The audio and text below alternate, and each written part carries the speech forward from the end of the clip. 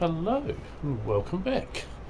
Well, I got through to the harvest time, which I really was looking forward to doing in this, and I've got to say I'm not disappointed in the slightest, and I'll show you why. With this map, and I've never ever done corn on this map before, first of all it grows a lot taller. I've made that corn a lot taller than it is in the natural base game, so it's really quite cool. Like if you walk into the cornfield, you can see you just can't see anything. A wee smidgen of blue in the sky above. When you look down, you can see some green between the stalks, which you don't get in base game. And as you're harvesting, look at what it looks like. It leaves little stalks behind with a lot of the green there. I'm really impressed by the textures of this map for the corn, I've got to say. So, let's go harvesting corn, and I thought I'd discuss a few different things while we harvest corn. I thought I'd start by discussing one of the big differences, as I understand it, or a couple of big differences as I understand it, between New Zealand and America. Because I know that AK was quite interested to hear different things about New Zealand. Well, one of the fairly big differences is in New Zealand, if you're injured, so let's say for example I walked into a shop and someone had spilt a drink on the shop floor and it hadn't been cleaned up yet, and I slipped over and hurt myself, I can't sue. I can't sue the person that spilt the drink, I can't sue the shop owner, I just can't sue. So in New Zealand you cannot sue for personal injury or anything like that. What we have instead of suing people is we have ACC, which is a government funded thing, whereby if I was off work with an injury and I wasn't able to work, I can, if I'm going to be off work for more than, I think it's about 4 weeks, but don't quote me on that, then I can go on ACC for the time it takes me to recover. And what ACC does is every employee pays a wee bit of ACC at the same time as they're paying their taxes. It's deducted out of your wages before you get your wages, and that ACC premium, oops, I missed a strand there, I'll go back because I hate leaving a wee bit like that, so that pays for if you're off work with an injury. And so ACC would pay you 80% of your normal wage while you were off with your injury, and self-employed people pay an ACC premium as well. So for them it's done on average. I think they look back on the previous 4 weeks or something like that prior to your injury and say, well, what was your average income in the 4 weeks before your injury, and then they'd pay you 80% of that while you're on ACC. And for the majority of people, they're only going to be on ACC for a short period of time, just until they recover enough that they can return to work. If you actually got so injured that you could never ever return to the workforce, then you wouldn't, they'd take you off ACC and they'd pay you on a benefit instead, a government benefit, which would be a lot less than 80% of your old wage. But as I said, ACC is really designed so that if you're off work with an injury, you've got time to recover where you're not too badly out of pocket, you're not going to lose your house or anything like that while you're off work with an injury. And I suppose, like any scheme, there are some people that are going to try and take advantage of it, but on the whole I think it works very well. And because in New Zealand you can't sue for personal injury or anything like that, or you can't sue for defamation, you basically can't sue for pretty much anything in the world. Well, you can't sue for anything here. So as a result, in New Zealand, lawyers are considered to be a very a good occupation, and if you meet someone and they say they're a lawyer, you know, you'd be pretty impressed. It's an impressive occupation to have.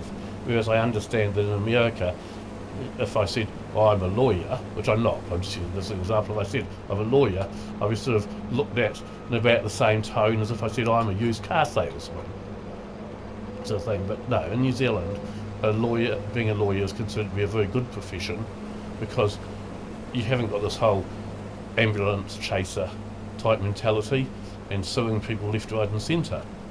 Another thing that you have in New Zealand is, which I believe you don't get very much of in the States, is you get paid sick leave and paid annual leave. So different employers will give you different contracts. So the number of days I'm going to talk about here, it might vary slightly from different people and different occupations. It'll vary slightly, but it'll give you a fairly good idea anyway.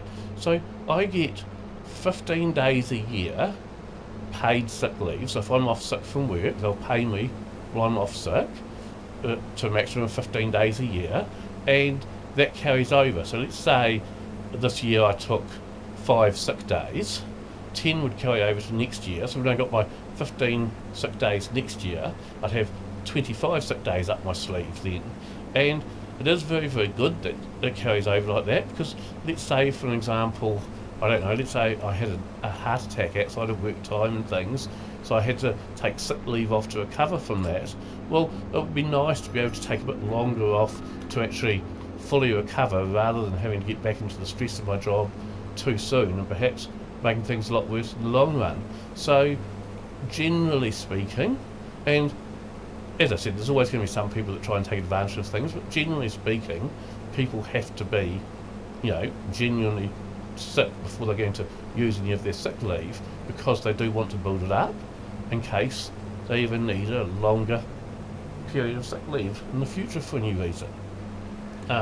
So like, for example, I know that I've got, I think I could be off work for about 3 months sick now if I had to be, and it would all be paid for by sick leave. Because that's how much I've got saved up by not taking 15 days sick leave.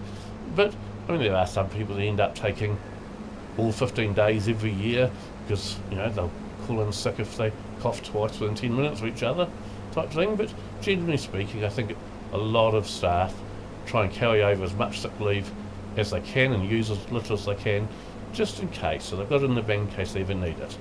Now, I also get 4 weeks annual leave every year. Now, you can choose how you take that. Now, how I take mine, and I'm not saying everybody does this by any stretch of the imagination, but this is how I like to do it, is I might take 1 or 2 days here or there when I need an annual leave day, but generally speaking, I save all mine up and take it all in January, because we don't have the 4th of July in New Zealand. Well, we have that date, but it's not a celebration of any sort, and we don't have the 25th of November either.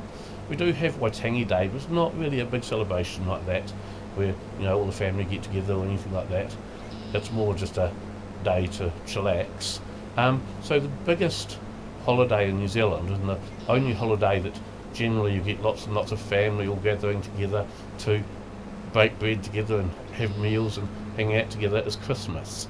And generally speaking, the way Christmas works in New Zealand, bearing in mind Christmas falls during the summer months, so it's very, very common to do Christmas barbecues down at the beach and things, and because New Zealand's quite a narrow country really, so no one lives too far from the nearest beach. I know, well, in our family, we always do a barbecue for Christmas Day, and we cook up enough food so that we don't have to cook anything the next day, and we can just eat leftovers all the next day. And standard dress wear for Christmas Day is shorts, t-shirt and jandals. Jandals are, in Australia they're called flip-flops, in New Zealand they're called jandals. You can Google jandal, Jandel, if you don't know what a jandal is. It's just a kind of like open-footed piece of footwear. It's really like the sole of a shoe without the rest of the shoe, and it's made of rubber. And ooh, I wasn't watching my full level there, I was too busy chatting to you. Doesn't matter, these things happen.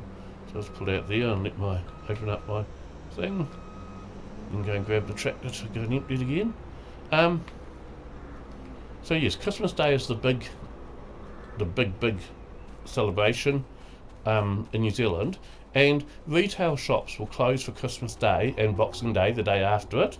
They'll also normally close for New Year's Day and the day after that, but retail shops will be open for all the other days. Other businesses that aren't retail shops, it's quite common for them to close on the 24th of December and then not open again until about the 3rd or 4th of January. So what I generally do, now the annual leave, so the 4 weeks annual leave I get, it does carry over if you don't use it, but because unlike sick leave, if you quit your job or something, your boss would have to pay you out for any annual leave you haven't used. They don't like you to build up too much, and this is for specific purposes they've already agreed on with you in advance. So like, let's say you want to travel overseas, you might want to take 2 or 3 months to go overseas, you might have an agreement with the boss that you'll save up your annual leave and let it carry over for a year or two. But your boss isn't going to let you carry it over for any longer than that, because it's too much of a liability. If you quit your job, they're going to have to pay you out for all that money. Whereas sick leave, you don't get paid out for. If you leave your job and they owe you sick leave, you just lose that. Yeah. So anyway, annual leave. As I said, some people take it most people take all the weeks they get every year, so 4 weeks a year. I always have like 1 week in reserve just in case I need a day here or there at the last minute. But what I do with my annual leave is generally save it all up, and I take off from the 25th of December, so I finish work on the 24th, and then I don't go back to work until about the 21st or 22nd of January. So I basically get a month off work. Because it's summer weather, there's no school at that time, because school breaks up normally middle of December. School breaks up, and then it doesn't go back until the last few days of January, or maybe the first couple of days of February. So I like to take my annual leave then during January and spend time with my children and my wife, going out and doing family things together and making family memories, because that's something that's important to me. I know that if you have arguments with your family, you're not speaking to each other or something, well, you can never ever get that time back, and you can never ever replace your family. So you might as well appreciate them while you can, and while they're still alive, just really appreciate them. And so yeah, my attitude is, don't end up arguing with your family. If you've got differences, just accept you've got differences without arguing over it or anything, and just get on with enjoying each other, because it's the only family you've got. So yeah, that's how I do annual leave. I take all mine in January, and hence I'll probably be doing lots and lots of stuff. It will be summer, so we'll probably go outside and do a lot of outside things, but if there are any rainy days or anything, then I'll probably get a lot of farming done over the month of January, because I won't be at work. For me, it's also a good chance if there's people that I want to catch up with online, especially people in America, because it's very, very hard in New Zealand to, say, play online with English or American colleagues with games, because of the huge time difference between our country and pretty well anywhere else in the Northern Hemisphere sort of thing. So, like if I want to play a farming game with, let's say I want to play online with Fury, as an example, well, at the time that I'm available to play, he's either going to be asleep or at work, and at the times he's available to play, I'm going to be asleep or at work. So it makes it very, very difficult to play online games with people being in New Zealand. So during the month of January, it's the time when I can actually do that. And I must admit, I don't do a lot of online gaming at all. I do very little online gaming, but it is nice occasionally, like with AK, for an example. I spend a lot of time, I'll send messages to AK, and he'll send messages to me. So I'll send him a message, he'll get it the next day, he'll respond, I'll get that the next day, and then I'll respond. And occasionally we're online at the same time, and actually message backwards and forwards, like in real time, but not very often. Normally it's a send a message to be read later. So, if you want to actually catch up with someone and maybe even FaceTime or something, then for me, in January, when I'm on annual leave for a whole month, it's a really, really good opportunity to do that, because I don't have to go to work during the day, and if I want to stay up until early hours of the morning chatting to a friend and then sleep in the next morning to make up for that lost sleep, then that's something that I can do. Oh, my tray is full, my harvest is not empty yet. Okay, I'll have to go and take care of that. One thing with this little farm here, because remember, this is a dairy farm, so although I do have 2 paddocks that I do in crops, this one and the one next door, which are both in corn at the moment, I don't have any corn storage facilities. I should have put down a shed in one of my paddocks, especially for storage, and had like a one of those crop escalator things to reload the crops out of the storage shed again. And maybe I'll do that a bit later on, because I'm not planning on leaving this farm anytime soon. As I said, I'm not moving to FS25 yet. I've played it twice now, and I've come to the conclusion that right now, there's very, very few mods, certainly none of the mods that I consider to be essential to want to play the game. So for right now, FS25 is really not a game worth playing as far as I'm concerned right now. That's just for me, because the types of farms I like, the types of tractors I like, and things like that. So I'm not knocking FS25 and saying it's rubbish. I'm just saying, for me, and the way I like to play, it hasn't got any of the stuff I want right now, so I'm not going to be playing it again for quite some time. I don't think it'll be just FS22 for me for quite some time yet. And I'm okay with that, I really am. So, because I'll be sticking to this farm, I might stick down a grain storage shed, because the problem with not having one is I have to sell the grain as soon as it comes off the field. And of course, the way this game is designed, and I don't want to change the way this game's designed, I think this is right the way it's done, but you're never ever going to get the best price for crop if you're selling it straight off the field. You get the best price for it if you keep it in storage for a number of months before selling it, but without any grain storage facilities, I just can't do that. So here it is being sold straight off the field, and it's funny because of course this trailer is leased, because I don't have a grain trailer. The harvester and the header for the harvester, both leased. So that's a corn header. Actually, I don't have a header trailer, but normally I'd also have to lease a header trailer to get the header out to my farm and things. And by the time you've paid for all the leased equipment, because you're not getting top dollar for your grain, because you're selling it at not the ideal time to be selling it, it's actually, you don't make a lot of money from... Why is this not working? Oh, wrong button, okay. There we are. Yeah, so I don't make a lot of money for my 2 fields of grain, because I don't own a harvester, I don't own a grain trailer. If I had more fields, I'd probably buy an old cheaper harvester, and maybe a fairly small grain trailer like this. And as I said, I'd probably have some grain storage facility as well, just a shed or something. But with only 2 fields, it's just not worth it. And I'm really doing the grain just for the fun of it rather than as a money-making thing. So I don't mind that I'm barely above breaking even by the time you've paid for your lease equipment and things with your crops. But yeah, so at some point I might look at least putting down a grain shed, even if I'm still leasing trailers and things and harvesters. At least put down a grain shed so that I can sell the grain at the best possible time instead of selling it straight off the field like this. So I've discussed how paid annual leave works in New Zealand. I've discussed how paid sick leave works. I've also discussed how suing people doesn't work and we have ACC instead. That was pretty much all I really wanted to cover today, and I wanted to show you all the textures from the what's happening here? There's my gate that I need. I really just want to show you off those corn textures, and I've just finished harvesting one field. I've still got the next door one to do, so I'll call this a video in a second, and I'll probably finish harvesting the next door field tonight, offline, without recording.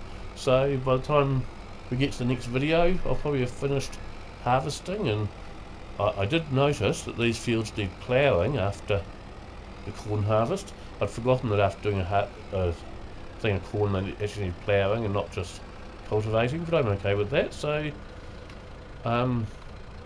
maybe by the time I do my next video I'll be ploughing the fields. Maybe I've done that and I've moved on to something else.